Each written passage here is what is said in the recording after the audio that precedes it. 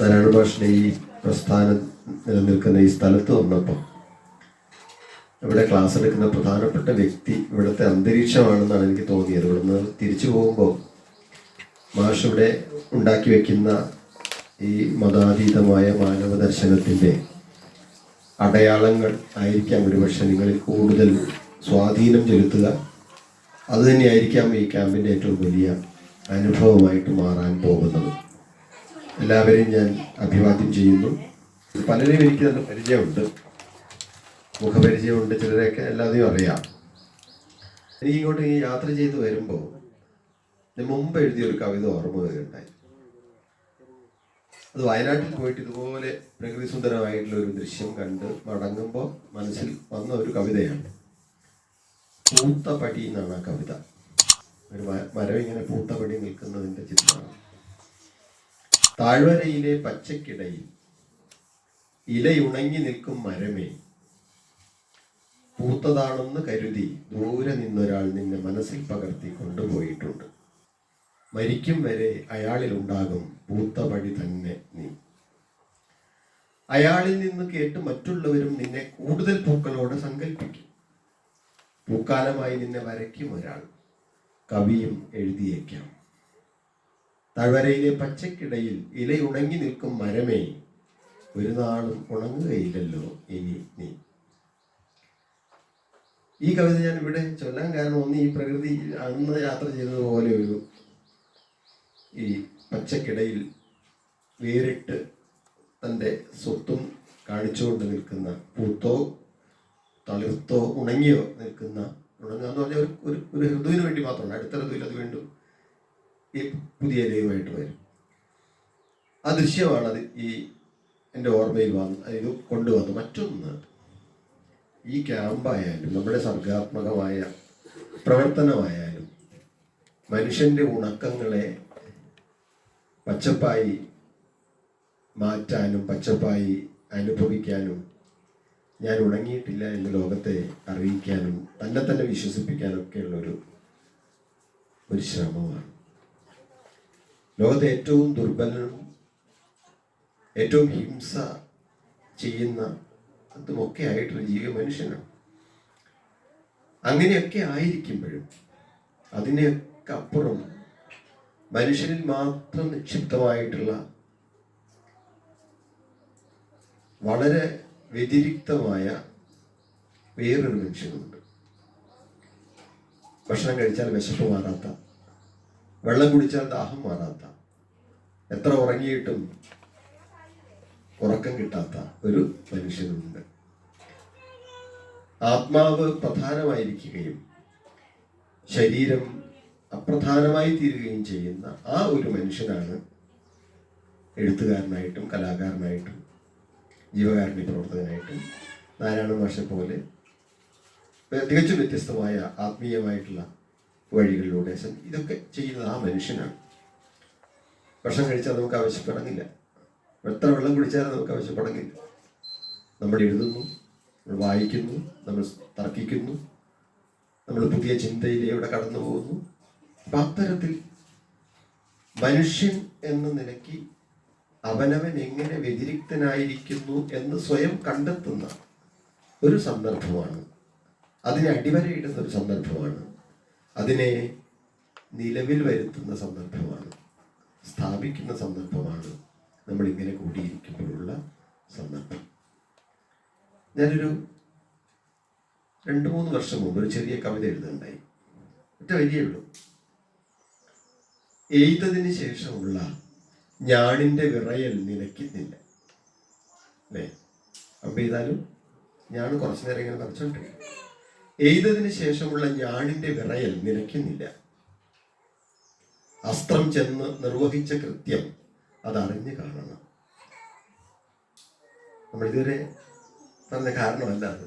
അതിന് പറയുള്ള ഫിസിക്സ് അല്ല, കമ്പനം അങ്ങനെയാണല്ലോ. ഫിസിക്സ് അല്ല അതിൻ്റെ കാരണം. അസ്ത്രം ചെന്നിട്ട് എന്താണ് ചെയ്തതെന്നുള്ള വിവരം ആർക്ക് കിട്ടിയിട്ടുണ്ട്?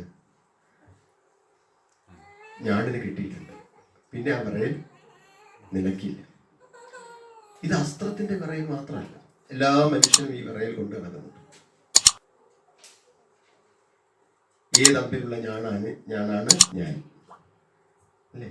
ഏത് അമ്പിനുള്ള? ഒരുപക്ഷെ രാഷ്ട്രീയ പാർട്ടിയുടെ അമ്പിലുള്ള ഞാണാവും, അല്ലെങ്കിൽ മതത്തിന്റെ അമ്പിലുള്ള ഞാണാവും. ആർക്കോ വേണ്ടി ഹിംസ ചെയ്യേണ്ടി വരുന്ന മനുഷ്യൻ ഉള്ളിൽ ഈ പറഞ്ഞതുപോലെ അറിഞ്ഞോ അറിയാതെയോ, ഗുരുദേവൻ പറയുന്നുണ്ടല്ലോ, ഉറുമ്പിന് പോലും പീഡ വരുത്താതെ എന്ന് പറയുന്നില്ലേ? നമ്മൾ എത്ര ഉറുമ്പുകളെ കൊല്ലുന്നുണ്ട് ഓരോ ദിവസവും? അറിഞ്ഞാ അറിയാതെയോ നമ്മൾ ഹിംസ ചെയ്യുന്നുണ്ട്. ഈ വിറയൽ നമ്മുടെ ഉള്ളിലുണ്ട്. ഞാൻ മനുഷ്യനായി പോയതിന്റെ വിറയൽ. ഹിംസ ചെയ്യാത്തൊരു മനുഷ്യനായിട്ട് ജീവിക്കാൻ കഴിയാത്തതിന്റെ വിറയൽ, ദുർബലനായതിന്റെ വിറയൽ. ഈ വിറയൽ കൂടി പരിഹരിക്കാനുള്ള ഒരു ശ്രമമാണ് ഭാഷയിലൂടെ. ഒരു കവിത എഴുതിയാൽ കുറച്ചൊരു ആശ്വാസം കിട്ടും. ഇപ്പൊ ഞാൻ ആ കവിത എഴുതിയപ്പോൾ എനിക്ക് പറയുന്ന ചെറിയൊരു മോചനം ഉണ്ടായി. ഒരാള് ഇപ്പൊ ഒരു ഗൺ ഉപയോഗിച്ചിട്ട് വെടിവെക്കുന്നു. ഇപ്പൊ ഇസ്രായേൽ സേന പലസ്തീനിൽ വെടിവെക്കുന്നു, അല്ലെങ്കിൽ തിരിച്ചു വേറെ ആരെങ്കിലും വെടിവെക്കുന്നു. വെടിവെക്കുന്നതിന് മുമ്പ് അയാൾ ഒരു നിമിഷം ഒന്ന് ഒരുങ്ങും. പെട്ടെന്ന് വെടിവെക്കുകയല്ല ചെയ്യാം. ഒരു ഒരുക്കമുണ്ട്, ഒരു നിമിഷം ഒരു ഒരുക്കമുണ്ട്. ആ ഒരുക്കം കാഞ്ചു വലിക്കുന്നതിന് മുമ്പ് കൈക്കുണ്ടായ വിറയലിനെ ശമിപ്പിക്കുന്ന ഒരുക്കമാണ്. അതാണ് ഏറ്റവും പുതിയ മനുഷ്യൻ, ഏറ്റവും പുതിയ സാങ്കേതിക വിദ്യ ഉപയോഗിച്ച് നന്നായി അഭ്യസിച്ച ഒരു പടയാളി പോലും വെടിവെക്കുമ്പോഴും അവന്റെ വിരലിൽ ഒരു വിറയലുണ്ട്. അതിനടക്കിയിട്ട് അയാൾക്ക് കാഞ്ചു വലിക്കാൻ പറ്റുള്ളൂ. ആ വിറയിൽ ആദ്യത്തെ മനുഷ്യൻ ആദ്യത്തെ മൃഗത്തിന് നേരെ അമ്പ് എയ്തപ്പോൾ അയാൾ അനുഭവിച്ച അതേ വിറയലാണ്. ഇത്രയും കാലം മനുഷ്യൻ സഞ്ചരിച്ചപ്പോഴും ഈ ഹിംസയുടെ വിറയൽ മനുഷ്യനിൽ ബാക്കി നിൽക്കുന്നു എന്നാണ് ഞാൻ ആ കവിതയിൽ പറയാൻ ശ്രമിച്ചത്. മനുഷ്യൻ എത്ര പുരോഗമിച്ചാലും ഇതിനെ പരിഹരിക്കും, അവനവനെ ശുശ്രൂഷിക്കാം. നമുക്കൊക്കെ ശുശ്രൂഷ ആവശ്യമുണ്ട്. ഇതൊരു ആതുരാലയത്തിന്റെ സ്വഭാവം കൂടി തോന്നി എനിക്ക്. മനസ്സിനെ ശുശ്രൂഷിക്കുന്ന ഒരു സ്ഥലം. അങ്ങനെ ഒരു ശുശ്രൂഷയുടെ ആവശ്യമുണ്ട് നമുക്കൊക്കെ. കവിതയൊക്കെ ഒരു മരുന്നാണ്. ഞാൻ അങ്ങനെയാണ് കാണുന്നത്. കവിത മരുന്നാണ്. എൻ്റെ പലപ്പോഴും കുട്ടികളൊക്കെ കവിത വായിക്കുമ്പോൾ അവരും അങ്ങനെ പറഞ്ഞു കേട്ടിട്ടുണ്ട്. അവർക്കതൊരു ഔഷധം പോലെ തോന്നുന്നു കവിതകൾ. ഞാനങ്ങനെയാണ് കാണുന്നത്. വിഷം കലക്കിയ വിഷമുള്ള ഒരു തോട്ടിലേക്ക് വീണ്ടും വിഷം കലക്കുകയല്ല നമ്മൾ ചെയ്യേണ്ടത്. അതിനെങ്ങനെ ആഗിരണം ചെയ്തെടുക്കാം, കളയാം എന്നാണ് നോക്കേണ്ടത്. അതാണ് എൻ്റെ സാഹിത്യത്തിൻ്റെ ഞാൻ മനസ്സിലാക്കുന്നത്. അങ്ങനെയാണ്. അപ്പം അങ്ങനെ അവനവനെ ഭാഷയിലൂടെ ആവിഷ്കരിക്കുക, അവനവൻ്റെ ചിന്തയെ മൂർച്ച കൂട്ടുക, അന്യോന്യം തർക്കിച്ചും സ്നേഹത്തിൻ്റെ ഭാഷയിൽ കലഹിച്ചും പുതിയ പുതിയ ആശയങ്ങളിലേക്ക് എത്തുക.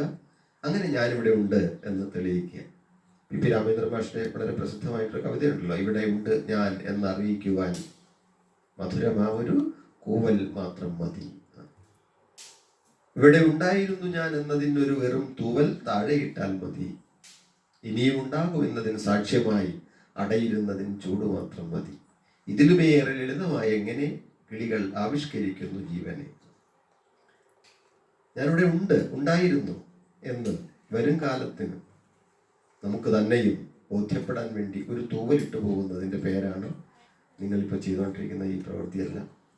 ബാക്കി നമ്മളെ ഗ്രൂപ്പിൽ നടക്കുന്ന ചർച്ച അടിപിടിയൊക്കെ അതൊക്കെ അതിന്റെ ഭാഗമാണ്. അങ്ങനെയല്ലേ? തർക്കിക്കും, അത് ചെയ്യും, അതൊക്കെ അതിന്റെ ഭാഗമാണ്. മനുഷ്യൻ ഇരിക്കുന്നതിന്റെ സൗന്ദര്യമാണ് അതൊക്കെ. മനുഷ്യർക്ക് മാത്രമേ അങ്ങനെ ചെയ്യാൻ പറ്റുള്ളൂ. ഈ ഭാഷ പരാജയപ്പെടുന്നിടത്ത് നമ്മൾ കൈ ഉപയോഗിക്കും, അല്ലേ? ഇപ്പോഴാണ് കൈ ഉപയോഗിക്കുക. ഭാഷ പരാജയപ്പെടുമ്പോഴാണ്, വാക്ക് കിട്ടാതെ വരുമ്പോഴാണ്. അതുകൊണ്ട് ലോകത്ത് ഏറ്റവും കൂടുതൽ സേവനം ചെയ്തത് തെറിവാക്കുകൾ.